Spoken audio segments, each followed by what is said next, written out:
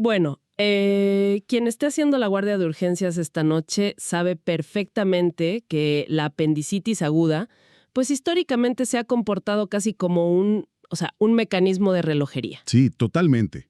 Llega el paciente y ya sabes qué hacer. Exacto. Llega con dolor en la fosa ilíaca derecha, los laboratorios te muestran leucocitosis y la respuesta institucional ha sido prácticamente un reflejo pavloviano. Ayuno, preparar el quirófano, tomar el bisturí y extirpar el problema. Una lógica binaria e incuestionable. Claro, era una zona de confort quirúrgica tremenda. Ante la duda, pues se abría. La palpación mandaba y la mecánica del quirófano resolvía la incertidumbre, digamos, de un tajo. Pero sabemos que la medicina moderna detesta las zonas de confort. Y hoy, a petición del Colegio de Cirugía General del Estado de Nayarit, vamos a arrojar una llave inglesa gigante en esos engranajes tan predecibles.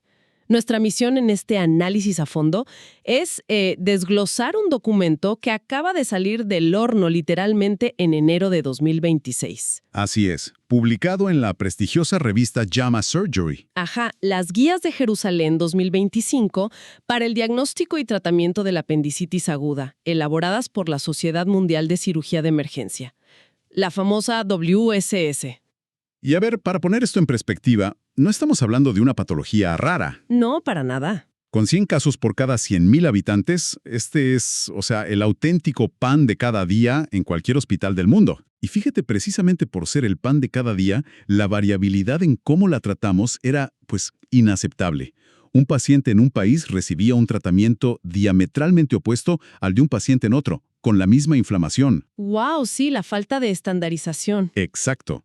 Entonces, para frenar esto, 41 expertos mundiales no se sentaron simplemente a dar sus opiniones, sino que pasaron la literatura global por un filtro matemático brutal. Y para aterrizar eso un poco, porque al leer el artículo mencionan metodologías como GRADE y el instrumento AGRI-2. Cuando dicen esto, no hablamos de una simple revisión de escritorio, ¿cierto? No, no para nada. O sea, ¿qué significa esto en la práctica para la comunidad quirúrgica que nos escucha? Pues significa que eliminaron el ruido y el sesgo. El sistema GRADE, por ejemplo, califica qué tan fuerte es la evidencia. Si un estudio tiene fallas metodológicas o una muestra pequeña, el sistema lo penaliza fuertemente. Claro, le quita peso. Exacto. Y además estructuraron todo bajo 19 preguntas clínicas en formato pico. Esto no es un capricho académico, significa desmenuzar el problema preguntando a qué paciente exacto evaluamos, qué intervención específica proponemos, contra qué la comparamos y, lo más importante, qué desenlace real medimos. ¿Qué impacto tiene en la morbilidad del paciente? Sí, justo eso. Y de ahí nacieron las 35 recomendaciones de esta guía. Es, digamos, ciencia pura destilada en instrucciones operativas. Instrucciones que arrancan desde la puerta de urgencias, en el arte del diagnóstico. Y aquí encuentro el primer golpe directo al ego quirúrgico tradicional. Ah, sí, la semiología. Las guías son clarísimas al decir que debemos dejar de depender exclusivamente del famoso ojo clínico o de palpar el abdomen y sentir que ya tenemos el diagnóstico. Sugieren adoptar sí o sí escalas de riesgo estandarizadas, como la escala AIR, la AES o la de Alvarado modificada. Ya no basta con decir, pues me parece que es apendicitis. Y el motivo detrás de esto es la fisiopatología misma de la inflamación. El instinto clínico es subjetivo. Depende de qué tan cansado estés a las 3 de la mañana. Exactamente. Estas escalas, en cambio, le asignan un peso numérico a marcadores biológicos concretos, como los niveles de proteína C reactiva, la cuenta específica de neutrófilos o la presencia medible de irritación peritoneal. Estructuran la sospecha. Ya esa sospecha estructurada le suman una estrategia de imagenología hiperespecífica. El documento traza un mapa muy claro. Para niños y adultos jóvenes, el ultrasonido es la primera línea porque no irradia y es dinámico. Muy importante lo de la radiación en jóvenes, sí. Ajá. Para pacientes embarazadas, donde el ultrasonido deja dudas, saltamos directamente a la resonancia magnética para proteger al feto. Pero en el adulto promedio y sobre todo en pacientes con obesidad o adultos mayores, la tomografía computarizada es la reina absoluta. Pero con un apellido vital, ¿eh? Tomografía de baja dosis. Cierto, menos de 2 a 3 milisieverts. Me gusta pensar en este salto tecnológico, y sé que suena cliché, no como pasar de un mapa de papel a un GPS, sino como pasar de usar un instrumento contundente y ciego a usar la mira de un francotirador. La tomografía calibra la densidad exacta de la inflamación antes de hacer el primer corte. Y esa mira de francotirador es la que nos permite ver, por ejemplo, si el apéndice mide 7 milímetros o 14, si hay un fecalito obstruyendo la base o si hay líquido libre. Nos da la anatomía del desastre antes de entrar. Pero, a ver, como abogada del diablo aquí, quiero plantear un escenario. Suena increíble en papel en un hospital de tercer nivel. Pero imagínate el contexto de muchos colegas en un hospital regional, donde el tomógrafo lleva, no sé, descompuesto 3 semanas. Es una realidad en muchos lugares. ¿Acaso esta dependencia casi absoluta de las escalas y la imaginología no está atrofiando el buen juicio clínico? O sea, ¿no nos están quitando la semiología de toda la vida para volvernos dependientes de una pantalla?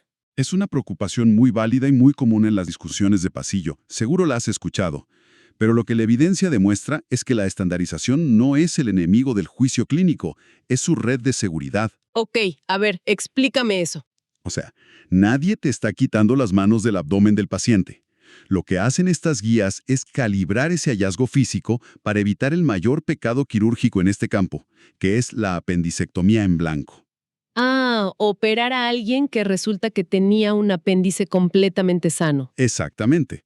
Históricamente, pues se aceptaba una tasa de hasta el 15 o 20% de apéndices sanos extirpados, bajo la excusa de que es mejor pecar de exagerado que dejar una apendicitis evolucionar. Sí, el clásico ante la duda, opera. Pero hoy sabemos que abrir un abdomen sano no es inocuo para nada. Genera adherencias, riesgo de hernias incisionales, dolor crónico. Reducir esas operaciones innecesarias al mínimo tiene un impacto monumental en la seguridad del paciente y, claro, en la liberación de recursos hospitalarios. ¿Y si esa mira de francotirador de la tomografía nos ayuda a no abrir abdómenes sanos? La pregunta que cae por su propio peso y que es el núcleo de este documento es si un abdomen que sí está enfermo forzosamente necesita abrirse. Uy, aquí entramos al debate pesado. Y ahí entramos al terreno que más ámpula levanta: el manejo no operatorio. Antibióticos contra bisturí. El verdadero cambio de paradigma para la apendicitis aguda no complicada. Así es. Los datos de la WSS y de JAMA establecen de forma tajante que los antibióticos exclusivos son una alternativa segura y eficaz al quirófano, tanto en adultos como en población pediátrica. Claro, aunque no ocultan la letra pequeña, ¿verdad? Claro, hay una tasa de recurrencia. Entre un 15 y un 20% de estos pacientes que hoy tratas con antibióticos van a regresar en el transcurso de 1 año o 2 con un nuevo cuadro que probablemente sí requiera cirugía. Y por eso subrayan el concepto de la toma de decisiones compartida. Sentarse con el paciente o los familiares y explicarle, a ver, ¿podemos operarlo hoy o podemos darle antibióticos con un 80% de probabilidad de éxito definitivo? Y es crucial mencionar a quienes no les podemos ofrecer este trato, porque la guía es muy estricta. Sí, las excepciones son fundamentales aquí. En pacientes embarazadas, una infección intraabdominal persistente tiene un riesgo altísimo de desencadenar trabajo de parto prematuro o pérdida fetal, por lo que la cirugía sigue siendo la mejor opción. Totalmente. E igualmente en el adulto mayor frágil, donde una apendicitis no controlada por antibióticos puede descompensar sus comorbilidades y, pues, llevarlo a sepsis rápidamente. En ellos, extirpar el problema de raíz es la vía más segura. Ahora, hay que ser sinceros respecto a nuestra cultura médica. O sea, al cirujano le gusta operar. Fuimos entrenados para resolver problemas anatómicos de forma mecánica y tangible. ¿Qué tan difícil está siendo para el gremio asimilar esta evidencia? Uf, muchísimo. O sea, ver una imagen de un apéndice inflamado en la tomografía, cruzar los brazos, prescribir un antibiótico y mandar al paciente a piso va totalmente en contra de la memoria muscular del cirujano. Totalmente. Requiere desaprender. Es un choque cultural enorme, porque durante décadas, dejar un apéndice inflamado en la cavidad se consideraba casi una negligencia, una bomba de tiempo. Sí, un sacrilegio quirúrgico. Pero la microbiología y la farmacología han avanzado. El mecanismo detrás del éxito conservador es que en una apendicitis temprana no complicada, la inflamación inicial responde agresivamente bien a los antimicrobianos modernos. Penetran el tejido antes de que ocurra necrosis isquémica. Y el beneficio para el paciente es innegable. Claro, cero riesgo de complicaciones anestésicas, cero riesgo de infección de herida quirúrgica y una reincorporación laboral casi inmediata. Y de hecho hay un dato fascinante en el documento para quienes logran este éxito conservador. Te refieres a lo de la cirugía de intervalo, ¿no? Exacto. Rompe el mito de que tarde o temprano hay que sacarlo. Si el paciente se cura con antibióticos y se va a casa asintomático, no hay ninguna indicación rutinaria para programarle una apendicectomía meses después por puro miedo. Si el apéndice se enfría, ahí se queda. Wow. Digamos entonces que el paciente, después de esa decisión compartida, prefiere que se lo quiten o simplemente no califica para antibióticos, vamos al quirófano. Las guías reafirman que la vía laparoscópica es el estándar de oro absoluto para la apendicitis no complicada. Sin discusión alguna. Pero hay un dato específico en esta sección respecto a los tiempos de espera que creo que le va a regresar el alma al cuerpo a más de un residente que está escuchando esto durante una guardia nocturna pesada. Ah, sí, la famosa regla de las 24 horas. Ese mero. El documento afirma, basado en estudios prospectivos masivos, que retrasar la cirugía de una apendicitis no complicada hasta 24 horas después del ingreso hospitalario es completamente seguro. No aumenta la tasa de perforación, ni la estancia intrahospitalaria, ni las complicaciones postoperatorias. Y el mecanismo de por qué esto es seguro es la clave. Una vez que el paciente ingresa, se le instaura hidratación intravenosa y, lo más importante, se le administra la primera dosis profiláctica de antibiótico. Que actúa como un freno, ¿no? Exacto. Ese antibiótico en sangre frena la proliferación bacteriana intraluminal. La presión dentro del apéndice deja de escalar a esa velocidad vertiginosa. Entra en una especie de estasis temporal. Lo cual cambia por completo la logística de un hospital. Ya no es indispensable hacer malabares a las 3 de la mañana, despertar a un anestesiólogo que lleva operando todo el día y meter bisturí bajo los efectos de la fatiga extrema. Por un caso no complicado, además. Exacto.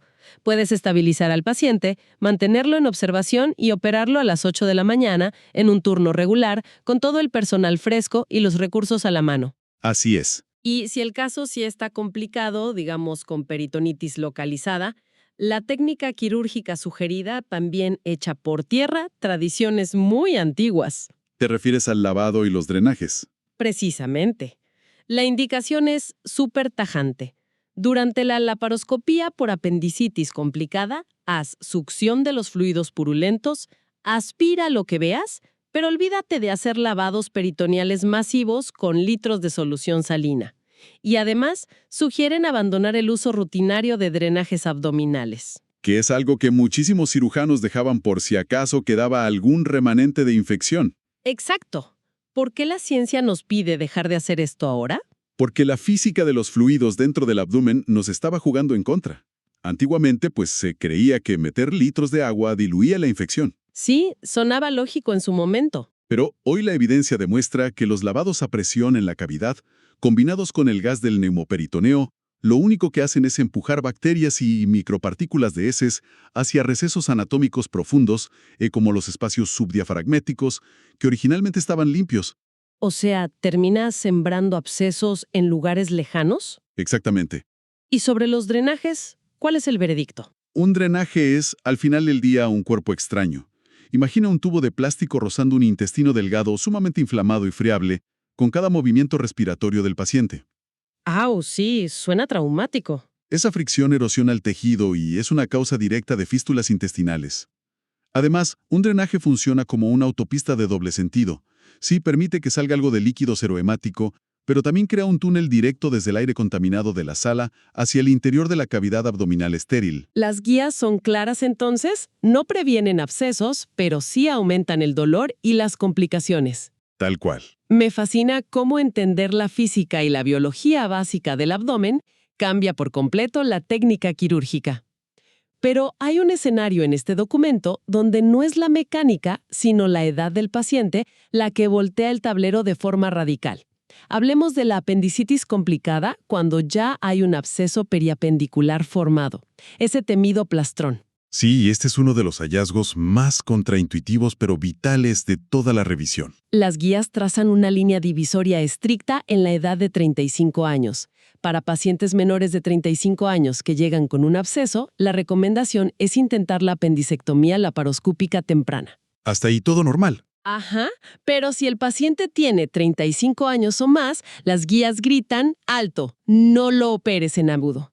Indican que el manejo inicial debe ser estrictamente conservador, o sea, antibióticos y, si el absceso es grande, drenaje percutáneo guiado por imagen. Y obligan a programar una apendicectomía de intervalo, diferida entre 6 y 12 semanas después. Y tengo que admitir que cuando leí el porqué de esta pausa me quedé helada. Las fuentes revelan que en este grupo demográfico existe un riesgo de hasta el 14.3% de encontrar una neoplasia apendicular subyacente. Es altísimo. 14.3%. O sea, estamos hablando de que casi 1 de cada 7 pacientes mayores de 35 años con un absceso apendicular en realidad podría tener un tumor oculto causando el desastre. Es un cambio absoluto en las reglas del juego. Y fíjate que entender la fisiopatología de este escenario te salva de cometer una tragedia oncológica en el quirófano. A ver, explícanos cómo es eso. Imagina un tumor, digamos un cistoadenoma mucinoso, que crece lentamente en la base del apéndice. Eventualmente bloquea la luz, causa apendicitis, se perfora y el cuerpo humano, en su sabiduría, manda al epiplón a envolver ese desastre, creando una masa inflamatoria dura, el plastrón. Ajá. Si tú, como cirujano, entras en agudo a intentar arrancar el apéndice de en medio de esa inflamación, que tiene la consistencia de mantequilla derretida, vas a desgarrar el tejido. Y si ese tejido tenía cáncer, acabas de romper la cápsula del tumor. Y terminas sembrando células malignas por toda la cavidad peritoneal de tu paciente. Condenándolo a una carcinomatosis peritoneal en el futuro. Exacto. La pausa de 6 a 12 semanas no es por cobardía quirúrgica, es pura estrategia. Permite que el antibiótico enfríe la inflamación aguda, que los tejidos sanen y recuperen su elasticidad. Claro, tiene todo el sentido. Cuando entras semanas después de forma programada, los planos anatómicos están limpios y si encuentras el tumor, puedes hacer una resección oncológica formal con márgenes adecuados sin diseminar absolutamente nada. Es una lección de prudencia que la verdad salva vidas a largo plazo. Y hablando de prudencia clínica, entramos a la recta final del documento. Las recetas al alta y el uso de antibióticos perioperatorios. Sabemos que la resistencia antimicrobiana es una amenaza existencial para la medicina moderna y la cirugía tiene una enorme cuota de responsabilidad ahí. Totalmente. Somos gran parte del problema. El documento marca una raya muy clara. Para una apendicitis no complicada operada con éxito, una sola dosis profiláctica antes de hacer la incisión es todo lo que se necesita. Punto final. Condenan rotundamente esa vieja práctica de darle de alta al paciente con una caja de antibiótico por 7 días para que la tome en su casa. Es un golpe a la falsa sensación de seguridad del cirujano. Durante décadas, recetábamos antibióticos posoperatorios como un amuleto. Un por si acaso para dormir tranquilos. Sí, para sentir que estábamos cubriendo todas las bases. Pero la ciencia nos dice algo muy simple. Si el cirujano hizo su trabajo, cortó el apéndice necrótico, limpió la cavidad y mandó el foco infeccioso a patología, el antibiótico sistémico ya no tiene un blanco anatómico que atacar en el paciente. Ya no hay infección activa. Exacto. Mantener esquemas prolongados de antibióticos no reducen en nada el riesgo de que se infecte la herida, pero sí ejerce una presión selectiva brutal sobre la flora intestinal del paciente, barriendo bacterias buenas y promoviendo superbacterias. ¿Y en los casos complicados donde sí hubo peritonitis purulenta? Porque ahí la intuición te dice que dejes el antibiótico semanas. Ahí la indicación también cambia hacia esquemas mucho más cortos. Tras lograr un control adecuado de la fuente en el quirófano, las guías sugieren terapias limitadas a solo 2 o 3 días. ¡Wow! Súper corto. Sí, se abandonan las viejas costumbres de mantener catéteres venosos por una semana entera pasando antibióticos solo porque sí. Si controlaste el origen mecánico de la infección, el sistema inmunológico del paciente se encarga del resto. Nuestra práctica tiene que alinearse urgentemente con los programas globales de optimización antimicrobiana. Aterrizando el avión, entonces, para la comunidad quirúrgica que nos esté escuchando, camino a su guardia hospitalaria, ¿cuáles son las 5 perlas clínicas prácticas que nos deja esta edición 2025 de las Guías de Jerusalén? A ver, hagamos el resumen. Primero, confíen en las escalas y la imaginología. La tomografía de baja dosis es su mejor aliado en el adulto para evitar abrir abdúmenes sanos. Segundo, la apendicitis no es sinónimo absoluto de bisturí. Los antibióticos exclusivos son una opción válida y altamente efectiva para casos no complicados, siempre mediando una decisión compartida. Muy importante la selección del paciente ahí. Así es. Tercero, el quirófano puede esperar. Retrasar una cirugía no complicada hasta 24 horas para operar en mejores condiciones logísticas es completamente seguro. Cuarto, en pacientes mayores de 35 años con un absceso, guarden el bisturí. Enfríen el cuadro y regresen semanas después. Ese 14.3% de riesgo de cáncer no es un juego. Es un número que no se puede ignorar.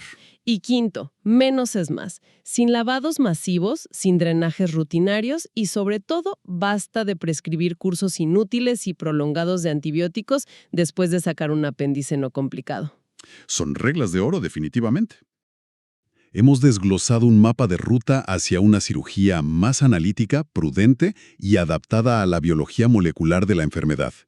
Pero las mismas guías WSES 2025 nos obligan a ver más allá de las paredes de un centro médico de alta especialidad. Ese es un punto crucial de análisis. A ver, estas guías se basan en una abrumadora mayoría de literatura que se genera en países de altos ingresos. Claro, el primer mundo. Exacto.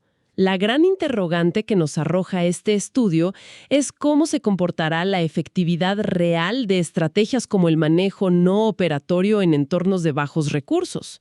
Piensa en esto. Si a un paciente se le da tratamiento conservador ambulatorio y fracasa en su casa, ¿tendrá acceso rápido y garantizado a una laparoscopía de rescate en la madrugada? En muchos de nuestros hospitales públicos, tristemente no. Exacto. ¿Habrá un tomógrafo funcional a su disposición? Identificar cómo adaptar de manera segura estos protocolos a nuestra infraestructura latinoamericana es un terreno vital para nuestra propia investigación local en el futuro. Es una pregunta que definitivamente debe mantenernos analizando nuestro propio entorno todos los días. Y bueno, como conclusión de este análisis que ha sido tan enriquecedor, les comparto este mensaje íntegro y fundamental. Finalmente, es fundamental no solo conocer y entender esta evidencia, sino ponerla a prueba e incorporarla de forma crítica en nuestra práctica diaria. Sin embargo, también debemos reconocer el contexto real en el que trabajamos, donde en muchas ocasiones las limitaciones de los hospitales públicos impiden aplicar estas recomendaciones de manera completa. Por ello, nuestro compromiso como cirujanos no solo debe ser adoptar la mejor evidencia disponible, sino también trabajar activamente para mejorar las condiciones de nuestro entorno, con el objetivo de ofrecer a nuestros pacientes una atención cada vez más segura, efectiva y basada en evidencia. Un mensaje absolutamente congruente con los retos diarios que enfrentamos en nuestra profesión.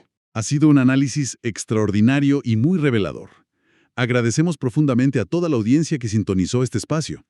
Los invitamos a suscribirse a esta serie de estudios a fondo producidos por el Colegio de Cirugía General del Estado de Nayarit para mantenerse siempre en la vanguardia médica. Y claro, los animamos a debatir y compartir esta información con los colegas médicos, cirujanos y residentes ahí en las salas de guardia. Y la próxima vez que evalúen ese clásico dolor abdominal en la fosa ilíaca derecha en medio de la madrugada, recuerden que la decisión médica más avanzada a menudo radica en la prudencia, en la buena comunicación y en el entendimiento profundo de la fisiopatología. Hasta la próxima, y sigamos trabajando para que nuestras decisiones clínicas sean siempre tan precisas como nuestros propios instrumentos.